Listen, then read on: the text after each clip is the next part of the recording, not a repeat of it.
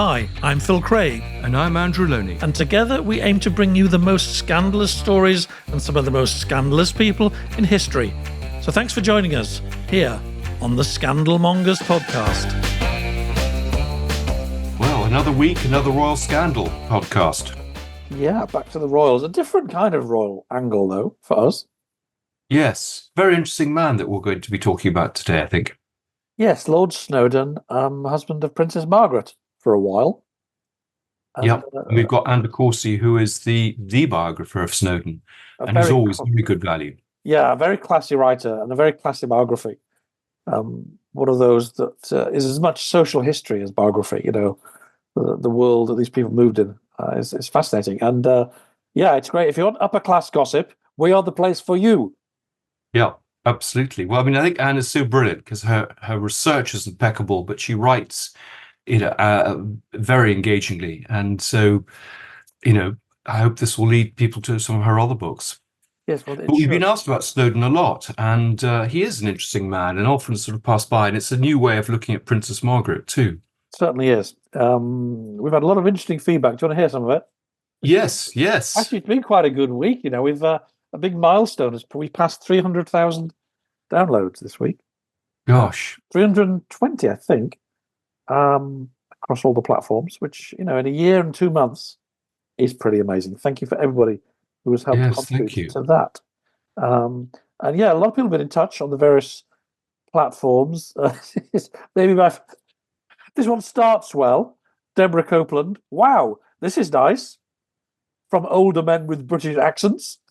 Well, that's part of our image. Yes, maybe she meant you, Andrew. Maybe she meant you.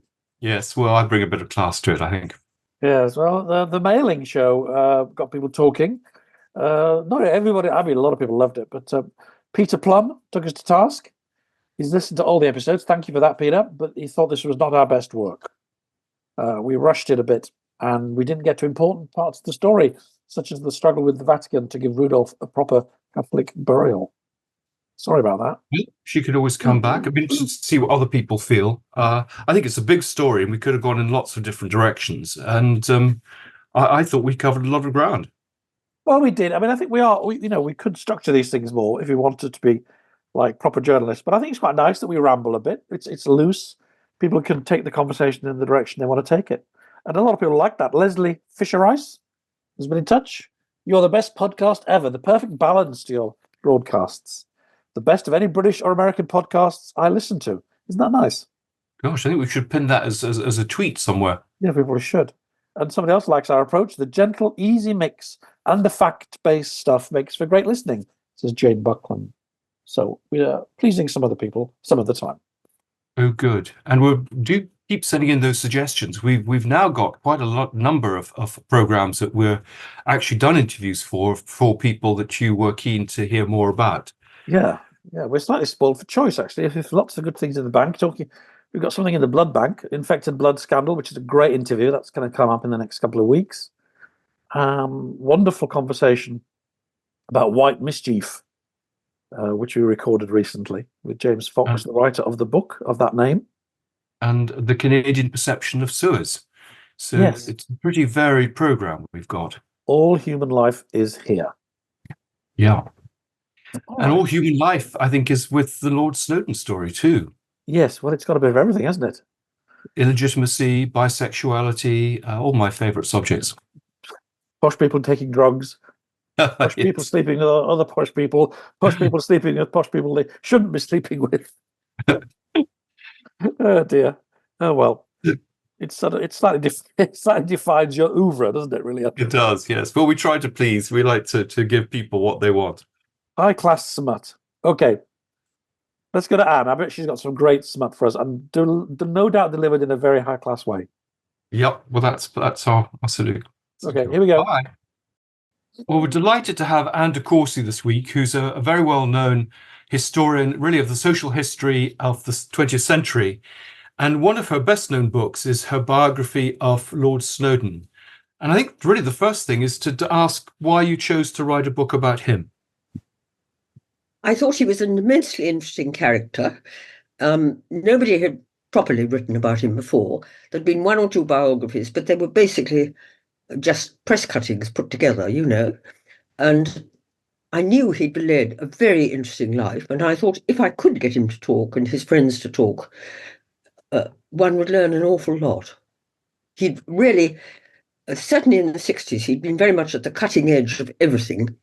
And he was also a brilliant photographer. He'd reached the top of the tree long before he'd met Princess Margaret, so that he wasn't helped by his royal connections at all. He got there by himself, which I thought was very good. And how did you persuade him to talk to you? Because it turned out to be a very revealing book. It took me a long time. It took me a year. And I remember that we had lunch. We somehow met over something. So we had lunch, and I put the idea to him because I said, you've led a very, how shall I put it, colourful life. And if I don't write about you, later on, somebody who is probably a very down-market publisher, focusing only on that, will write about you, whereas I will give full weight to all the work you've done for charity, which he had. And in fact, I devoted 2 chapters to it. And he looked out of the window. My words trickled into sand. And I said, oh dear, perhaps we'd better talk about something else. And then we went out to lunch again, and I didn't even bring the subject up. But what I did notice, because I think you always have to use a bit of psychology when people are difficult, is that you know how in most restaurants, men always put the woman in the banquette seat so that she can see and be seen. Well, invariably, Tony took it. He liked to see and be seen. So I thought anybody who likes to see and be seen is also not averse to a bit of publicity. So I compiled a very careful letter. And then the next time we had lunch, I said to him, Tony, it's look out of the window time again. And a faint smile crossed his lips. And I said, I'm going to go back to the office and I'm going to write you a letter, what I feel. And can you let me know, please, one way or the other? And I got a very nice postcard saying, would you like to come round and look at all my files? And I took that as a yes. And so I went round once a week for 2 years. And wasn't the undertaking that you wouldn't publish in his lifetime, but in the end, he didn't really care? Well, I gave him a letter because I thought I'm bound to find out an awful lot. I gave him a letter that was looked at by a lawyer to prove that it was absolutely substantial, saying that I would not publish in his lifetime without his consent, so that he would feel perfectly safe. And as time went on, he kept saying, when are you going to publish? And eventually, when I came to write the book, there really was an awful lot of pretty revelatory stuff. And I didn't know what to do. And I thought, I can't do a whitewash. That's not my style. I'd better write the book as though he's no longer with us. And if he doesn't want it published, I will put it on the back burner. And if he just wants a minor tweak or two, then I will do that. And rather nervously, my editor and I said to him, look, we've got the manuscript, we've got the book ready. And he said, neither Lucy nor I want to read it. Go ahead. And so we went ahead. Gosh. And did he had no idea what you'd written? No. After all that rigmarole? I gave him every opportunity because I absolutely believe in playing fair and square with people. I had no idea how much would come out, but he had very sweetly given me a letter to send to his friends saying that I was doing this book with his, it wasn't authorised, but please would they help me in any way. And so I met all sorts of people, from his mistress, Melanie Cable Alexander, who he'd had this affair with and a child by. She came up to the restaurant table while we were having lunch one day, and I said to her in front of Tony, Melanie, I would love to talk to you. And she looked at Tony and said, well, I'll only do it if Tony agrees. And so I said, Tony, what do you think? I'd love to talk to her. And he said, oh, all right, go on. And so she came down with her little boy to stay in my cottage for the weekend. She was awfully sweet. I liked her very much. And we got on very well. And she poured it all out. She'd been given permission to. But, you know, that contained everything. And it was the same with various other people. Because what else was revelatory about it? I mean, in this colourful life that he led. What else was what? What else was revealing? Well, there was that. And then I remember there were always women circulating round Tony. I mean, all his life, he'd had numerous very pretty girlfriends, and this went on and on and on. And I remember once he told me that I ought to go and talk to Marjorie Wallace, you know, who ran the mental health charity, because he said she and he used to do features together. She was the writer, he was the photographer for the Sunday Times colour magazine when it first came out. And I looked up those features, and they were wonderful.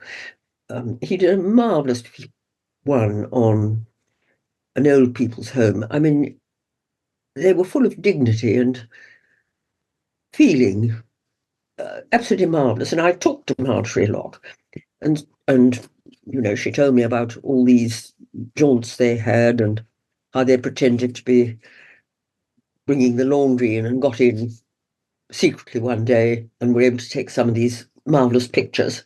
I mean, it was very good indeed. And after a bit, I said, I think I'm going to need a photograph of you, Marjorie, in the book, because you figure quite strongly.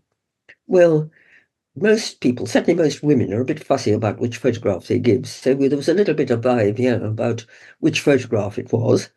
And in the course of one telephone conversation, she said to me, you do know I'm his mistress, don't you? And it was one of the many occasions in my life, Andrew and Phil, that I haven't known how to respond quite. And so this was news to you? Yes. Well, it was news to everybody. How interesting. And have you seen the portrayal in the Crown of him? No. You haven't? Well, I looked at the first issue thing of the Crown, and I got very turned off when I saw that Princess Margaret towered over everybody else. When you think how petite she was, it just didn't really. I didn't really want to look at it. Gosh. Well, the man you're describing does sound quite like the one they portrayed, I have to be honest. Certainly in his charisma and sexual magnetism. You see, it does, because Robert Lacey rang me up, and I didn't realise that he was picking my brains. He went on and on and on about Tony, and of course I told him things. So I think he got quite a lot of that from me. That's where it came from. Oh, interesting. I mean, Snowdon was open, but I mean, how did some of the other people around him feel that were being outed as mistresses? And well, Andrew, I don't think they were all very being outed. Women sort of revolved round him. I mean, I met him in his 70s, and nobody could have called him an extinct volcano then. There was Lucy, there was a lovely girl I knew, someone else. I mean, they just orbited. But did they want their private lives? You know, he was happy to talk, but I mean, were they happy?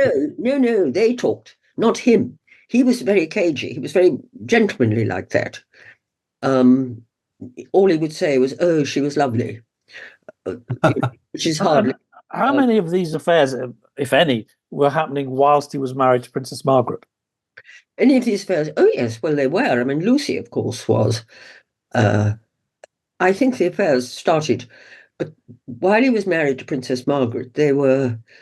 Most of them were just sort of fleeting, I suppose you'd call them one-night stands, but there were a lot of those constantly. And there was one big one, I think, with a very beautiful model that went on for quite a long time.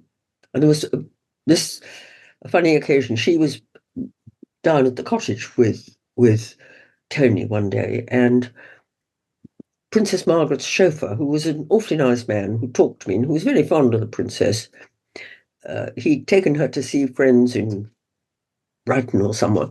And she said, "Oh, let's call in on my husband on the way back, the cottage."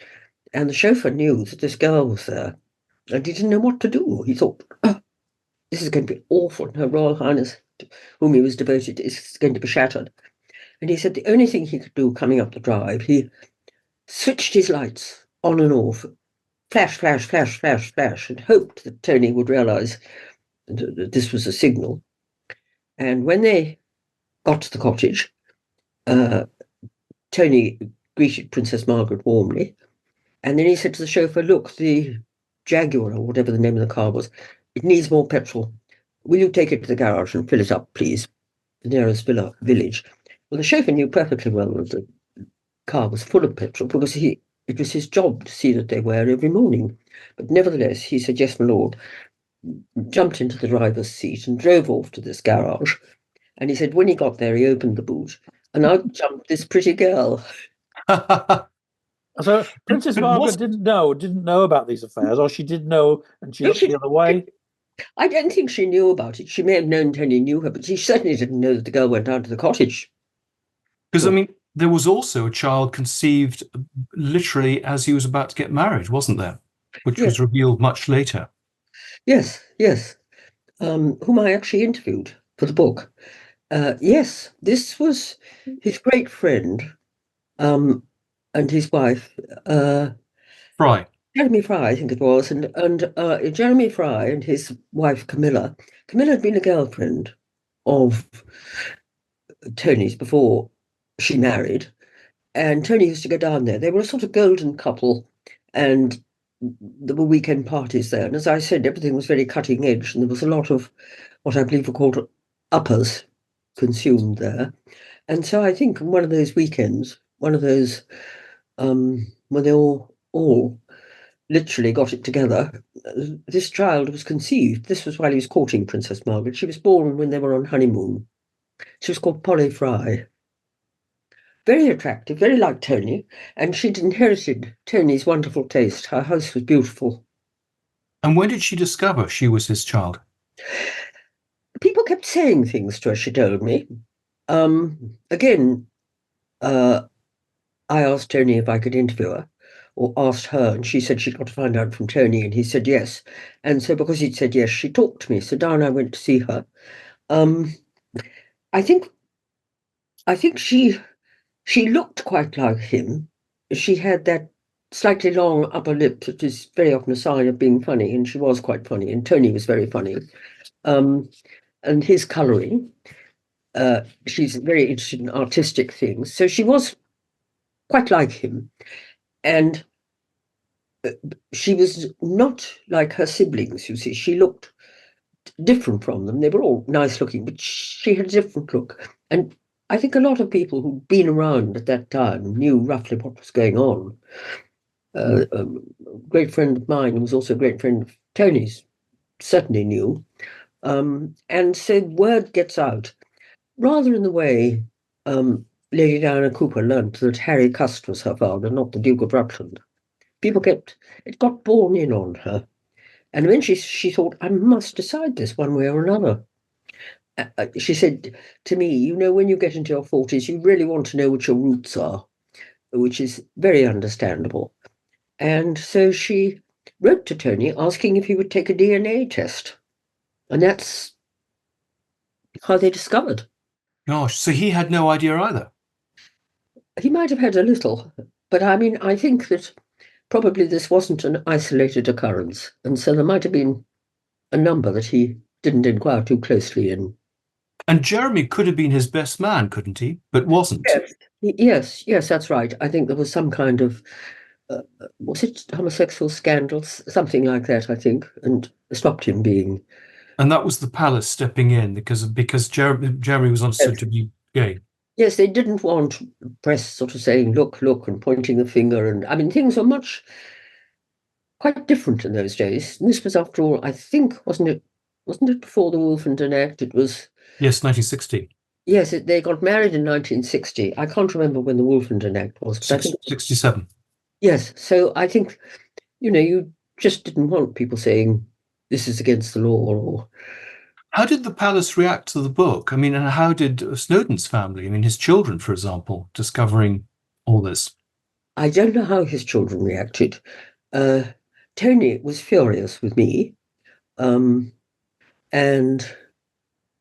I think the palace reacted quite well. I got a very nice letter from one of the ladies in waiting saying, we, and she wouldn't have said this if her boss hadn't approved, we are all very pleased with the portrayal of Princess Margaret, because I felt very sympathetic to Princess Margaret, who'd had a very tough time, Tony sort of, as he put it, he liked change, he liked to move on. And I mean, the princess's template of marriage was really how that of her sister and her parents, who had spent time together, stuck together, been together, and been a loving couple. And that's what she had very much hoped for. And instead, and was it really his behaviour and the affairs that spoiled their marriage in the end, or was there a deeper problem, do you think? I think there were two things. I certainly think the affairs had a lot to do with it, because they were very shattering for the princess.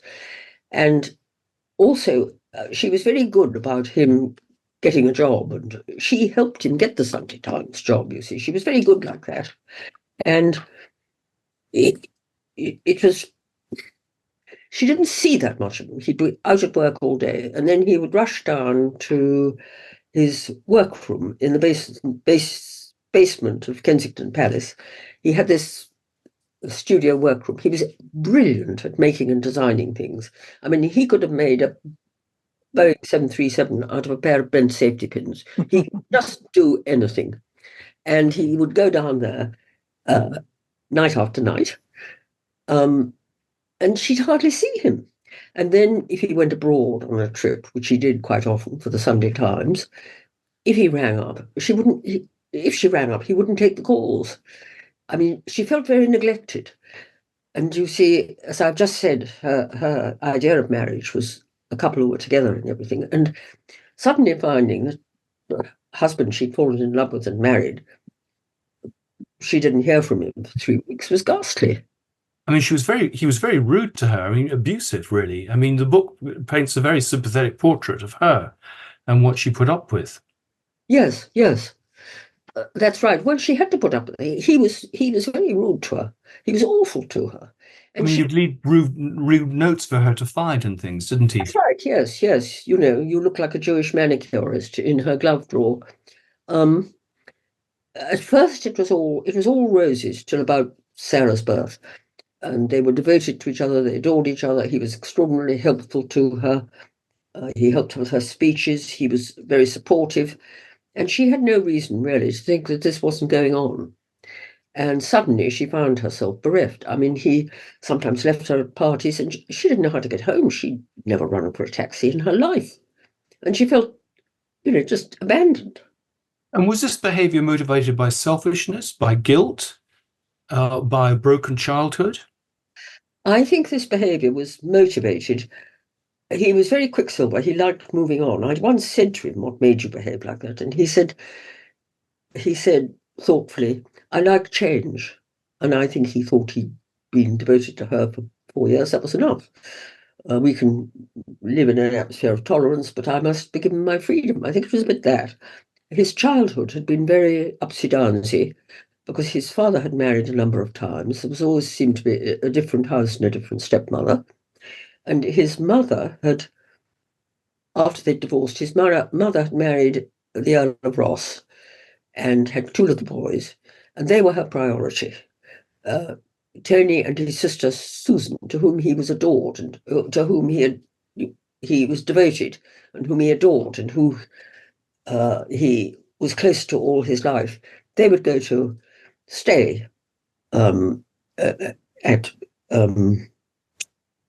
Castle Ross, at the house, and she would introduce her sons to people, and then she would say, "Oh, and this is my other son." And Tony and Susan were very much second-class citizens.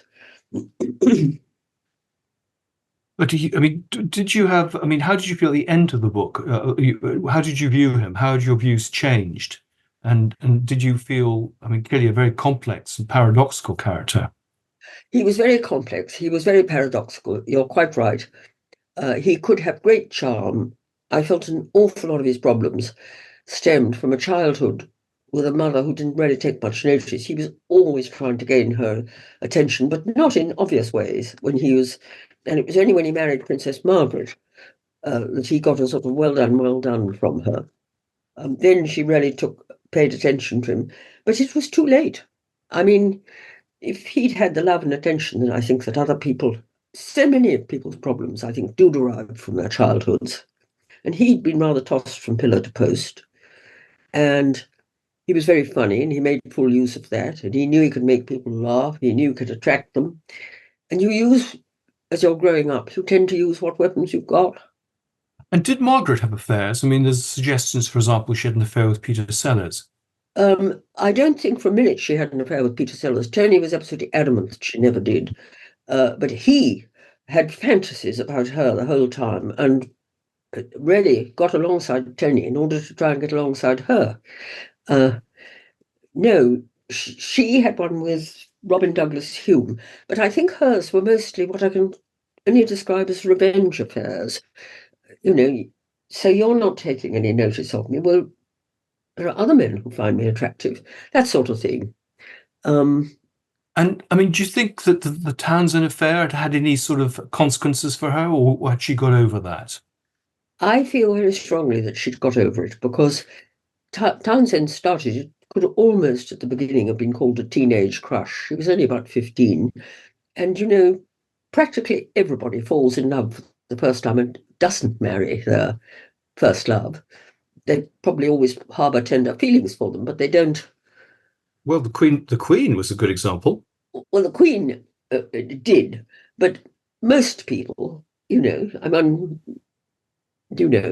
I certainly didn't marry the first person I fell in love with, and quite possibly, Andrew, you didn't, but who knows? No, so that's my secret. Exactly. It's an incredible world picture you paint of these misbehaving aristocrats and generally posh and rich people, but somewhere between charming rogue and manipulative bastard, where would you put? Yes. Where would you put him? Well, one day he was one day he was another. He was very manipulative. There was a wonderful story of him when he was sent to New York by Vogue, who, they're notoriously skinflint because they haven't got that much money. The editors get a lot of money, and he was put in a sort of cold water flat somewhere. He didn't even have a telephone, and he protested, and nobody took any notice. And one day the editor needed to ring him up, and he said, "Well, I can give you the number to ring me on." And he put her through to Father Christmas's grotto, and there was a sort of ho, ho, ho, little girl, what can I do to you? I mean, he was very good like that, and he did get a telephone then. So did you find him charming at all? I mean, could you see why so many women fell for him? I could see why so many did, but I'm not tremendously good on short people. It was just, I liked him. We got on. I used to make him fish cakes sometimes. He loved nursery food, and he was always very thrilled. I got on. I was fond of him. Of course I was. And so I was upset when he was upset. Yes, he was nice to me, always. And why did the royal family like him so much? Because, I mean, given the way he treated Margaret, you would have thought they wouldn't be very sympathetic. That's easy to answer. He had great charm, and he had delightful manners. When he wanted to please, nobody could please better. He got on incredibly well with the Queen Mother. Both the Queen Mother and the Queen knew that Princess Margaret could be difficult and was difficult sometimes. And so when it all went wrong, and there was Tony, sweet, delightful, charming manners, they all said, "Oh, poor Tony." Their sympathies were all with him. "We know she's difficult. Of course it must have been awful." So that was really why. I mean, he adored the Queen Mother. He told me he thought of her every single day of his life after she died. He admired and respected and loved the Queen, thought she was wonderful. So all that was totally genuine and would stay genuine. And how did you feel about Princess Margaret after you read the book? I mean, and what did you discover quite a lot that was new about her? Well, the conclusion I came to was that one of Princess Margaret's chief troubles was that she was basically very bored. It was sort of before the days that princesses got very involved in charities and this, that, and the other. She was involved with the ballet, which she loved, and her behavior with them was excellent. She knew all the dancers' names. She took a real interest, but she didn't really have anything to do. She got up, her breakfast was brought to her. Possibly she wrote a letter or two. What did she do then? She perhaps washed her collection of shells, but she had nothing much to do. That's why she looked forward to the evenings so much, when she could have the friends who did work would come round. And that's why she was such a night bird. I mean, she didn't have enough to do. She was very intelligent. I think she always rather resented the fact that the Queen was educated in constitutional history and she wasn't. Of course, she was 4 years younger. I think that was a lot her problem, not having enough to do. And a bit spoilt. I mean, the stories of her racing through her food so that people had to finish their food before, couldn't, if they hadn't finished, the plates were taken away. I think she was a bit spoilt, but I think that was, again, partly boredom. And what should I do today? I know. I'll make them eat quickly. I'm sure it was a lot of that, because she used to very much like the company of clever people. I mean, she'd go and stay with Professor Plum, and her ladies-in-waiting told me that after the divorce, if she went with them to Rome to a museum, she was the one who took notes, who would say, no, we've seen that picture last time we were here, we'll go and look at this. And she was very good showing her children pictures. She would take them to look at one particular picture and really talk to them about it, so they really got to know that particular picture, rather than just going through looking at a lot. So she really needed her brain using and didn't get it. And I mean, did she get it with her relationship with Llewellyn? Because, I mean, there's a much younger man, not an obvious intellectual. So what was it there? The funny thing was, he looked frightfully like Tony, and he was very like Tony in a lot of ways, but he was awfully kind to her. And I think after the last part of her marriage was incredibly bruising, not speaking to each other, saying to the controller, perhaps Lord Napier, will you pass the salt? Will you ask the princess to pass the salt at the dining table? It must have been simply awful. And I think she just thought how wonderful to have somebody kind, nice, and attractive. It was that. For people who don't know, who are maybe listening or watching, Roddy Llewellyn was, well, what was it? He was her boyfriend, lover in the latter part of her life. Yes. And he came from a rather sort of rougher background, perhaps, to most royal boyfriends. No, he wasn't. He came from quite a posh background. Did he? Yes. Oh, yes. His father was a baronet. I mean, it's all relative, but yes. But also, I mean, he was much younger than her too. Yes, and you see, in those days, that was a scandal. That's what everybody always said. Oh, he's so much younger than her. Whereas I don't think people would mind that now. You have Joan Collins marrying a man 35 years younger, and everybody says, well done. And she's very happy. And it's not a scandal. But then it was considered a scandal. And were there particular challenges in doing the book? I mean, because you taped him, he gave you access to all his records, he allowed you to speak to everyone. So was it easy to do, or were there problems? It was fairly easy to do. The extraordinary thing was, though, that I had quite difficulty persuading Weidenfels to take it. Gosh. And I had Chatto sort of champing in the wings, saying, why don't you give it to us? Why don't you? We would like it. And eventually, they said, yes, Weidenfels said, yes, we will. And they took it, because I'd been with them for some time, and they do biographies very well. They're very good. They have very good copy editors, very good. Everything is very good about it. So, and was it one of your most successful books, do you think, in terms of attention and sales? In terms of attention and the money it made me, certainly, because it got hugely serialised in the Daily Mail, and then it got serialised a second time when Tony died, and then there were extracts sold to places all over the world, Vanity Fair and Russian Vogue and goodness knows what. So from that point of view, yes, it was very successful. I've heard some of the tapes, an extract from one of the tapes that you recorded, and it does sound like a lot of fun. I mean, often he's saying, come on, Anne, let's have another drink. Yes. Yes. Yes. You make a wonderful radio program. And is there anything that you would add now or change? Have new things come to light since his death, for example? Not that I know of, because I haven't, not that I know of at all. William Talon, the Queen Mother's, Backstairs Billy, the Queen Mother's page, was very good chatting to me. He was very funny and good. And I used to have lunch with Tony every Sunday. I mean, one of the sad stories is the Mistress Anne Hills, who committed suicide. Yes. Can you tell us a little bit about that story? And because she doesn't look like an obvious sort of mistress for him. No, but you see, Anne Hills was, I think she wrote a lot for The Guardian. I don't think she was a very happy person. I did talk to her father, was very good and talked to me for a bit. And I've forgotten, she met Tony at some charity do, I think.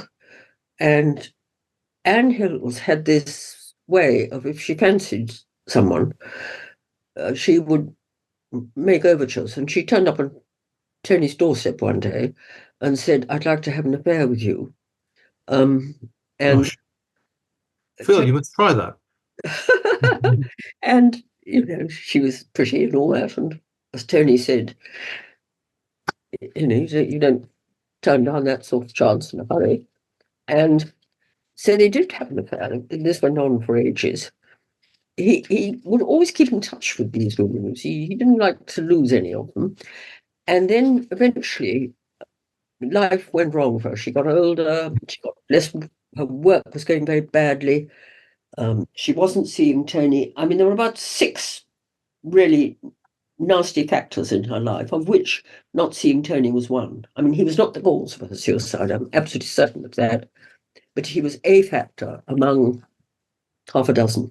That's a sad story. His was the last voice on her answer phone. That's what focused it on him. Gosh. And if you were to sum him up, his legacy, I mean, would it be as a campaigner for the disabled? Would it be as an inventor, as a photographer? I think, Andrew, it would be all three, because he was a terrific campaigner for disabled people. I went to several of his meetings and they were all incredibly grateful.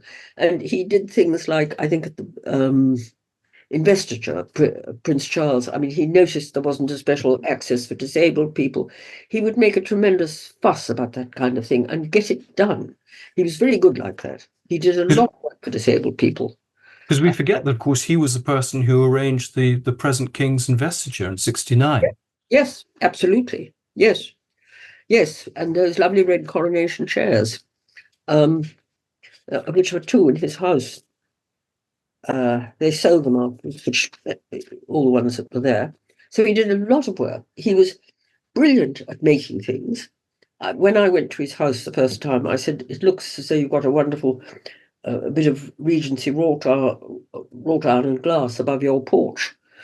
And he laughed and said, "Well, actually, no, that's plastic piping that I heated and bent into shape and painted black and installed the glass in. It was not Regency." And another time I admired an antique mask with a fountain in the garden, a mask. It looked as though it was sort of stone mask. And of course, it was actually a mask he bought down the King's Road, bought some concrete powder, glued it on, and fixed up the fountain. I mean, but it looked like something that you would have spent thousands on from Zion Court. So he could make anything, and did. And the doors of Kensington Palace, when he and Princess Margaret moved in, they didn't have much money.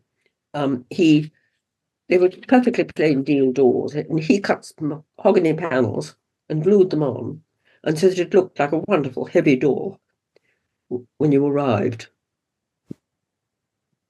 And were there things that you felt that weren't covered, that people weren't prepared to talk about, either elements of his life that remained a mystery? Most people talk quite freely, I must say. I cannot think of anything. I mean, there may well have been questions that I should have asked but didn't ask that are still a mystery. I can't say about that, but I used to ask quite a lot of questions, and they were all very good talking to me. Well, that's your experience as a journalist. I mean, years of just doing articles. Yes. And I mean, you recently talked about the importance also of how journalists have to write to deadlines, have to write very concisely, have to give colour. I think you talked about how people don't use colour enough in biographies. No. Well, I think that's important. There's no shortage of colour in your book on him, that's for sure. It's wildly entertaining. Thank you. Thank you. Thank you so much for talking. As was this conversation. So interesting and what completely unique. Well, nobody else knows this stuff really, and probably never will again, because I think that world is done now, isn't it? That world is done. I know. Yes. I know. It was extraordinary having a peep into that world. Because we talked to Tom Sykes the other day, and he was talking about how his father would commandeer buses and use them, kidnap people, basically take the bus and go to use it to drive around Drive London. To his club. Yes.